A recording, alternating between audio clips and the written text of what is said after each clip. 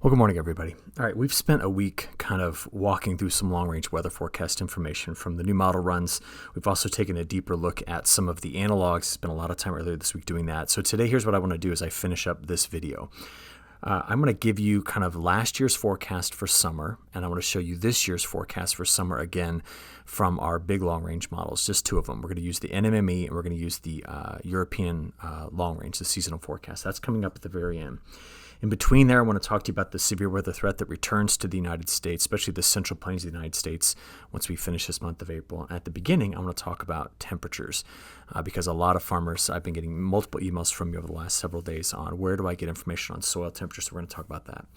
Okay, first thing, though, you've been looking at a satellite image here yesterday afternoon into the evening of a pair of lows that moved east. One of them was deeper out ahead. That was producing some snow in the interior of the Northeast, but just widespread clouds and cooler weather and some precipitation here. But on the backside, the secondary low did produce some deeper convection in through this area that did move into the southeast last night in the form of a pretty well-organized line of severe thunderstorms. And as this convection came through, kind of out of the out of the northwest last night, it did produce some pretty large hail. I wanted to show it to you on radar just to kind of get a good glimpse at this kind of sliding in through here. And there's that line of storms that just barreled through parts of Georgia, Alabama, the tail end going through parts of Mississippi. And as it did so, again, just wanted to show you, we had some of these storms producing some hail. And I saw some reports last night of some pretty large hail, especially around Atlanta, a couple places picking up like baseball-sized hail in this area. But as this front came through, it brought in another round of cooler weather. And if you just look at the differences in temperature from yesterday at this point to today, we've got quite a bit of colder air in here. Now, you might be wondering, why is there like a donut of warmth in the middle? Well, that was because yesterday morning at this time, we had already brought in a round of cooler air into this area, plus some rain-cooled air. So that's why it's just a hair warmer than it was yesterday. But there's been a lot of chilly air, I think, trying to move its way from west to east throughout much of this month. In fact, if you look at the month-to-date temperature ranks, it's only been where the large subtropical high pressure system has been protective of the warmth down here in Florida and parts of coastal, Georgia, North and South Carolina up to Virginia, that we've been warm. Most locations around the rest of the country are on the colder half of the distribution for the start of April. But as you all know, we are predicting mild temperatures. And for a lot of us, especially if you just think about this section of the country, we are very close to our climatological average last frost date, meaning that we're going to be starting to see the probabilities of a frost based on history down there in the 30-40% after today. So in other words, we're going to start to see the chances based on history alone back off for the risk of frost going forward. So we need to take a look at what these temperatures are going to be doing, and I want to focus on this at the beginning today. Because over the next 7 days, this is where we have frost risk. So clearly there is a warm-up coming into the midsection of the country. We'll talk about how and why. We're going to see more shots at cooler air coming east. So take note all the way through the Appalachian Mountains and into the Blue Ridge. Parts of eastern Tennessee, Kentucky still dealing with the risk of frosty temperatures while they are battling the flooding event, of course, that took place over the last 2 weeks. But just want to talk about these temperatures to get started here. So let's take a look at today's high temperatures. You can see the much colder air that's kind of rolling through the eastern Corn Belt into the northeast.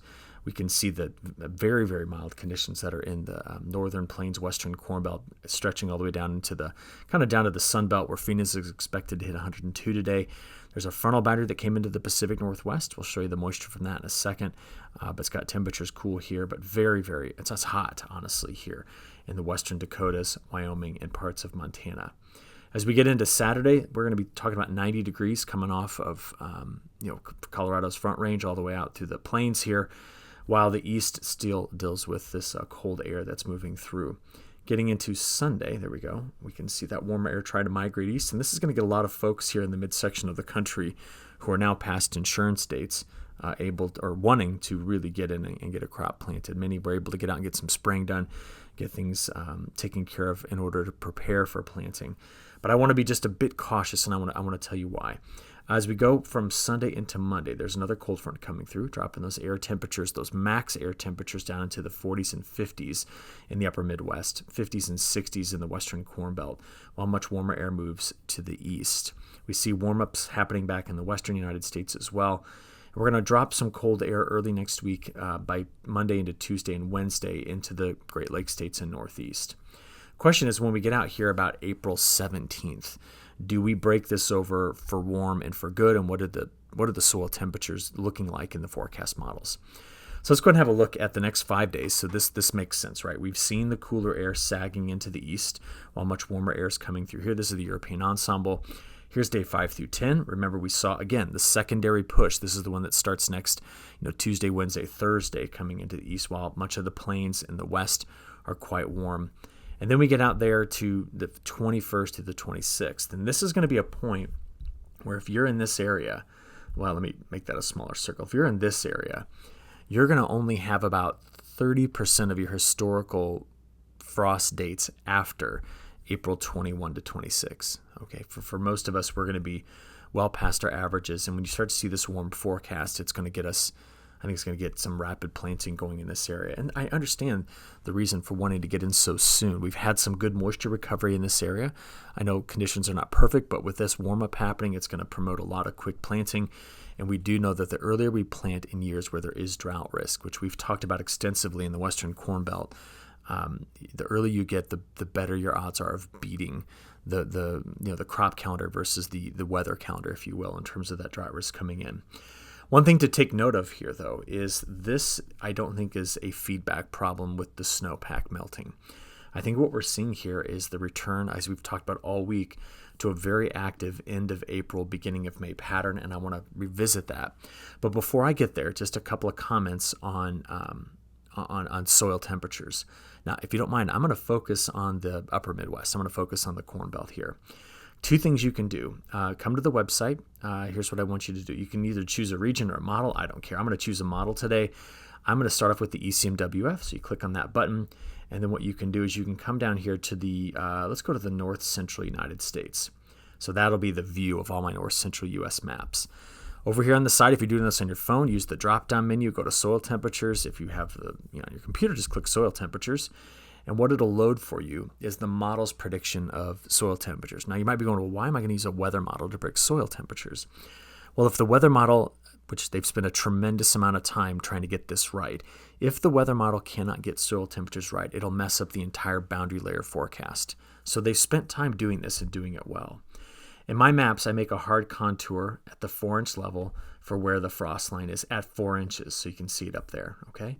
Now you can just play this forward and watch these temperatures fluctuate. I know many of you, I'm just thinking about my friends in Iowa here, are looking for pretty consistent 50-degree soil temperatures, so you can monitor this going out. So for example, Saturday the 19th, look, we've got some cold air, another shot of it coming into this area. We knew that was coming in the day 5 through 10 time period. It's just, do we blow the doors open after that, which I think we might do that. If we go back, or you can just click home and then come back over to choose a model. Also go to the GFS. And again, we'll go North Central United States, soil temperature maps. There you go. So you have two different models to compare against, and I think it'll be a great resource for you. Alternatively, let's just go back to the main website here. You can just use one of my city selectors or zip code selectors. If you're on your mobile phone, you use this one. It looks better on mobile. If you're on your computer or iPad, do this. How about we go to Des Moines? Just start typing in. It'll start to autofill after you put in 4 characters. You click submit. It'll give you the forecast, and then scroll down here. And I want you to click on 10-day soil conditions. Click on that radio button right there. So take note, the soil moisture amounts are not fluctuating very much. And we'll talk about why in just a few moments. But here's the big warm up this weekend. Soil temps at 4 inches up to 62. We have that cool shot coming in Monday, Tuesday, Wednesday next week, and then the following weekend. And then there it is, start to warming back up again. So at any time, you can look at a 10-day forecast of those soil temperatures. Don't forget, you can also come in here and say, well, when's it going to rain? And you can use the multi-model analysis to see Des Moines. This is why your soil moisture is not changing much. I have at max over the next 10 days, 0.4 of an inch coming. All right. So please take advantage of that. All right. What's happened in the last 72 hours? Let's get on the precip side of this. We've been much drier than we were a week ago. Now, we had some scattered rain that came back through parts of the mid-south, southeast. Some of the storms last night, you saw some wetter conditions into the interior of the northeast. But overall, this pattern has opened itself up into a broader ridge. Now, thinking that through, I just want to give you again the statistics we've seen so far in this month, just to highlight how devastating the flooding has been throughout this section of the Ohio Valley the Mississippi Valley, and then the rivers that feed into like the red and the white that come into, the Mississippi from the west. Just a tremendous amount of rainfall. There's no other way to kind of put this. Meanwhile, there are sections very close by that have been very dry. Just right into this part of Kansas, southeast corner of Nebraska. Even after an incredibly wet late March, we've now gone over to a drier southern Texas. So these are just things we continue to point out going forward to kind of keep an eye on where this pattern has been and where it's going. Now, over the next 15 days, what is critical with this pattern is the repositioning of this high pressure cell. So you can almost see a bit of an omega block here setting up. And what's critical about it is the lows that are going to be off California and the ridging that's trying to move into this area, because that is southwest flow. And with lower heights all throughout this region, this is western U.S. troughing that's going to result in, again, flow coming out of the southwest, which in spring is a setup for severe weather. It's not right now, but it is coming later in this pattern, which you're going to see this map evolve to really reflect. So let's talk through the precip side of this. All right, quickly looking at this morning's all hazards weather map. We have a few areas where red flag warnings continue to be issued, right in through here. Dense fog up around the Red River Valley of the North. We have the freeze warnings that are out for parts of Illinois, Indiana, and Ohio, frost warnings to the south of that, and all of this is flood. Some areas of fog, dense fog early this morning here in parts of the south, mid-south, and over toward the Appalachian Mountains or the Smokies, so this is climatologically correct. And you can see the frost advisories that are out for parts of the Willamette Valley, getting up here toward the Puget Sound. All right, I want to show you one aspect of the this weekend ahead, and that is going to be some wind. We're noticing that once we get into the day on Saturday, really it's Saturday, watch the plains. We are expecting Saturday into Sunday, very strong winds to emerge once again in Texas, Oklahoma, and Kansas. And so there's been a lot of controlled burning done in this area. We're going to have to just make sure we're very aware of the frontal battery that's coming through and the risk of the stronger winds in this area, which will be problematic if we're doing those burns in this region. So quite a bit of windy conditions coming in this weekend. And Matt presented yesterday to you about some of the new climatological data denoting how windy of a spring we've had so far. On the precip side of this, just wanted to keep this preloaded here. We're going to watch one low curl up the east coast there. Honestly, I love seeing the moisture getting into this area this time of year. We're going to have some snow on the northern side of this, so it's going to be a rough weekend, I think, in the interior of the Northeast in terms of just wanting to break off to warmer weather and seeing more snow in the forecast. Outside of that, there's a low that clips out of parts of Montana along the U.S.-Canada border. This is now early morning Sunday, getting into midday Sunday, and we're going to watch for some snow in the southern Canadian prairie and up here in parts of North Dakota heading toward the Red River Valley of the North. Okay. Bigger picture, though, over the next 7 days, we aren't yet getting ourselves back into that really active pattern. So we're wettest where the low is curling up today. We have the rain, snow that's coming through parts of Montana, North Dakota, out of part of Saskatchewan into Manitoba. And then this is going to be some heavy snow that spreads into this part of Ontario. Got a little bit of rain coming out of eastern Kansas into Missouri again here. I'll show you the timing on that in a moment. But just wanted to give you a good sense of what this snow might look like from the European model. So where are we in time? This is Sunday night through Monday and Tuesday, so watch out through here. And as we play this out a bit farther, there's another system that could hit parts of like maybe the UP, but definitely into Ontario as we get into that next cold shot, which is not this weekend, but next. Okay, so that's a quick look at your kind of 9-day snowfall forecast here. All right, let's compare models. GFS left, European right, using the 0Z runs. So we've taken a good look at this system curling up the East Coast and the subsequent low that follows it by Sunday, right here along the U.S.-Canada border, getting into the Great Lakes. Now that low will mature over the Great Lakes and drop another front through. You know this is coming, the Tuesday, Wednesday, Thursday cool down, and with it some wetter weather that's going to move through the eastern Corn Belt toward the northeast. So you can see it right here. Now after this high pressure builds in, we get a major bump in the temperatures ahead of another frontal passage right there. That's next Thursday, Friday, and that's what's bringing in the cooler weather again next weekend. All right, so this is your 2 shots at colder air. We now see the timing. We have, well, I guess 3. The one that's leaving now, the one that comes next Tuesday, Wednesday, and then the one we see at the end of the week behind this low here. But after this goes through, okay, have you noticed that each of these systems has kind of come in like this and curled up, right? We kind of talked about that all week, that was the way they were going to be. After this system, we start to see the whole thing turn around.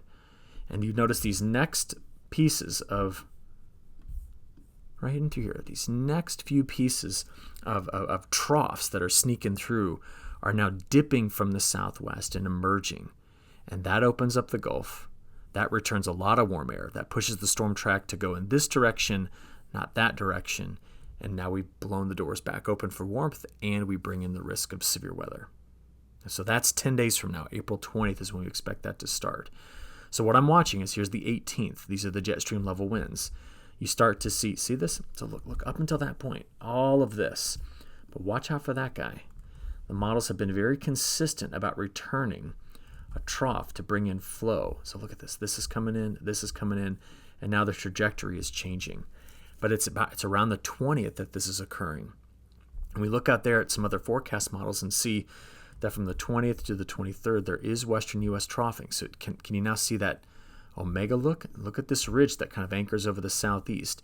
That is our return toward an active severe weather pattern once we get into that last week of April. Really, I'm going to say it's going to start probably around the 20th, 21st, but last for 4 or 5 days at least, possibly getting into the beginning of May as well, which would be very climatologically consistent.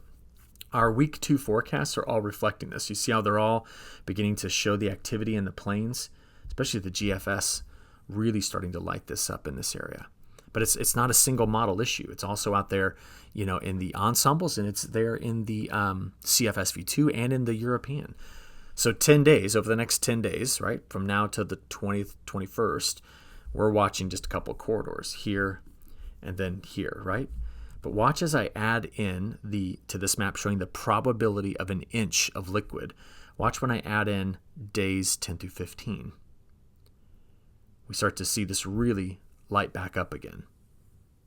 And we're questioning how far back to the west are we going to be able to get this moisture, because we've made a case that we need to see an active severe weather season here to return moisture and beat back some early risk on drought. I don't think it beats back the later risk on excessive heat and drought, but could beat back some of the early risk on this. So during this whole time, much of the west is on the drier side of things. I kind of left you out of discussion. I apologize. We do see some moisture coming into the Cascades, but most of the west you've kind of broken off from your wet season. And as we approach the month of May, you begin your dry season in May. May to October is your dry season, right? So we'll be talking a lot about your temperatures, snow melt, and all that kind of stuff as we go forward in these forecasts. But coming back to this region and through here, I want to point out that already we're at like 80% of average on our tornado reports so far this year. There's this year compared to average. We're about to go into the steepest slope in the curve right in through here. Our hail is sitting right on average, but our winds are like 230% of normal. And we're about to get into a very busy time of year all the way through July for our strong winds. And when we start to see some of these subseasonal models like the CFSV2 on Victor Cassini's page showing up with risk out there in week 2 and week 3 of big storms in the plains, this just has us getting prepared for what this pattern could do as it begins to drop in these western U.S. troughs again. All right. Now, it's also in the European. This is this week. We know that.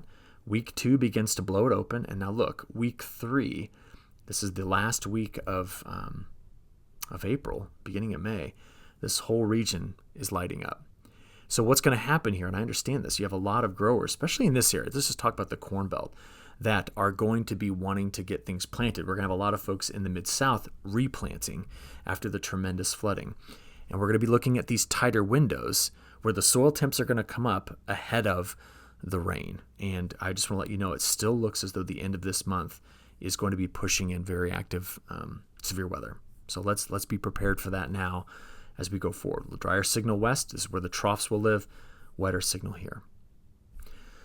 Okay, I want to show you why I think this is so important. This is the newest drought monitor, and we've seen over the last 4 weeks, everywhere that you see this shading, we've had degradation in the drought. So even despite some of the recent wetter weather, we're still looking at a 4-week degradation of drought. We did close up some of the holes, though, but this is why I'm watching that rainfall in this area so very carefully. All right.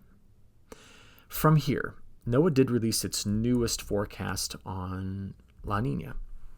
And while we expect to spend most of our summer firmly into neutral conditions, that's June, July, August, we're looking at possibly a double dipper on La Nina, which is very characteristic of them. El Niños tend to come in singular events, big spike up in warm temperatures in the ocean, Pacific Ocean specifically, in winter.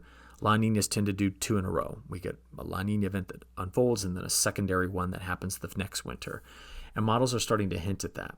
This is going to be very important for August, September, October for the hurricane season and what this means for wind shear, but it's also going to be critical for us figuring out this summer precipitation pattern. I'm going to spend some time doing that with you real quickly here. I'm going to tell you what I'm watching most carefully. The region that I am most concerned about is here in our PDO area. I'm just going to state this again. If this region over the next 45 days goes cold, okay, if this gets colder, that is a symptom that the atmosphere is losing its momentum and dipping troughs into this area and ridging here. That would take the Bermuda High, which would normally form off the southeast coast, and push it up toward Greenland and Iceland, and the Pacific High would retreat back to this area, leaving a central United States ridge that forms in the wake of this pattern. So that is going to be top of mind. What aids this is when we get cold water off the Baja of California. And as we've made a statement, there are some years like 08, 12, 11, 96, 99, 2000, 2006. All of these years, in 2017, even 2021, there's some hints of it, look something like this. But while we've looked at those analogs all week, what I want to do is I want to kind of turn my attention to some historical forecasts. So here's what we're going to do. I did a screen grab from Weatherbell. So this is their map, but I just wanted to make it large. This is the April 1st of 2024, so last year's forecast for June, July, and August. Because if we're going to ask a lot of these models to predict the upcoming future, how well did they do in the past? So what I'm going to do is compare it to this map. Now, I apologize. They're not in the same projection. It doesn't mean they're useless. Let's just actually go here. I'm going to close that one. Just go here. This is the recreation of last June, July, August precipitation from the ERA 5 data set. Now, I don't know. Let's pick a spot to begin. How about over here in Asia and Indonesia, this region? So very wet in Indonesia, very wet in India. In China, we had a little bit of dryness central, but wet southeast, and then wet throughout the Manchurian Plain, North China Plain. All right, so we've got that in our heads. This is what was predicted. Wet India. Look at that, a little drier maybe around the Yangtze, but wet Manchurian, North China Plain, wet throughout Indonesia. So solid prediction there. How about we come over here? The prediction was drier, kind of to the east of Italy, toward the Black Sea, but wetter throughout Kazakhstan, parts of central Russia. Did we get that right? Okay, whoops, sorry. Okay, drier, east of Italy, wetter Kazakhstan. I mean, that was a pretty darn good forecast, I think, for this region as well. How about here? Let's just take a quick look. It was wet Scandinavia, wet north, the North Atlantic. Was that predicted? Scandinavia, wetter. Sorry, it kind of goes off the image, but wetter North Atlantic. So how about South America? Drier, big dry signal. Did that occur? Yes. So I'm telling you, I think the model did well last year. Now, in the United States, it kind of had driest risks here, wetter eastern Texas, wetter Midwest, wetter southeast, but mixed signal there. Okay, not too shabby. I missed this, but I can't look at last year's performance in the April forecast and not give it a good grade. So the reason we do that is because I want to show you this. This is what we've already looked at this week, but let's have a good look at this, a close look at this. It has, let's start in the U.S. It certainly has this whole region wetter. All right, it's got this kind of surrounding area in through here that's looking drier, including parts of the Canadian prairie. We've talked about this extensively, that the models are attempting to drop drier conditions in through here. One of the clues is the buildup of wetter weather here. In order to get that, we've got to be having lows in this area. This is kind of to pull that around, and if we do that, there will be high pressure in this region. I take note of the fact that even though we're expecting an active hurricane season, now remember, this would be very early hurricane activity, there's a drier signal in through here, meaning that maybe we're talking about a year of a lot of homegrown systems, Caribbean, Gulf, southeast coast of the United States. It is wet throughout Indonesia. It's wet North China Plain, Manchurian Plain. It's wet across India. It is drier in and around the Black Sea. And now you look at that and we can say, well, what does the other model say? The other group of models, this is the NMME, and it also has a drier signal around the Black Sea. Now, look, the color scale is quite exaggerated, but it's wet India, wet North China Plain. It's wet Indonesia. It's wet throughout pockets of Australia.